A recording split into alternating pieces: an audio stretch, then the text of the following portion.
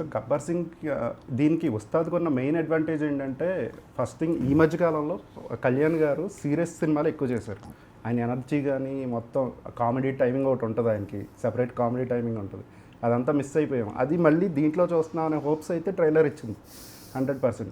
At the same time దీనికి కొంచెం అంటే దీనికి అంటే మీ మీదే మళ్ళీ బర్త్డేని ఏంటంటే గబ్బర్ సింగ్ హైప్ని, గబ్బర్ సింగ్ రికార్డ్స్ని అన్నిటిని మ్యాచ్ చేయాలనే ప్రెజర్ మీద ఉంటుంది.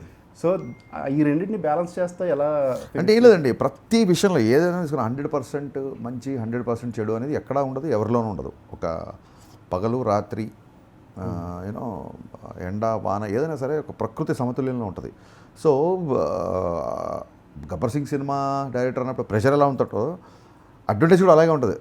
అరే ఆల్రెడీ తను పవన్ కళ్యాణ్ చాలా బాగా చూపించారు కాబట్టి మళ్ళీ ఎరగొట్టేస్తాడని ఒక అడ్వాంటేజ్ ఉంటుంది, ప్రెషర్ ఉంటుంది. సో ఏదైనా మంచి చెడు రెండు ఉన్నాయి. నాకేంటంటే కళ్యాణ్ గారు సెట్లోకి వచ్చేంత వరకు ఏ ప్రెషర్ ఉన్నా, ఒక్కసారి ఆయన సెట్లోకి వచ్చిన తర్వాత నాలో ఉన్న అభిమాని మోడ్ యాక్టివేట్ అయిపోద్ది, డైరెక్టర్ మోడ్ సూపర్ యాక్టివేట్ అయిపోద్ది. ఇంకా అక్కడి నుంచి షూటింగ్ అనేది సూపర్ ఎనర్జెటిక్గా ఉంటుంది. So I enjoyed every day shooting of Pavan Kalyan గారు. సో పెద్దగా ప్రెషర్ ఏం ఫీల్ అవ్వదు. చెప్తాను కదా, ఓన్లీ ప్రీపోన్ ప్రెషర్ తప్ప ఈ సినిమాకి వేరే ప్రెషర్ ఏమీ లేదు.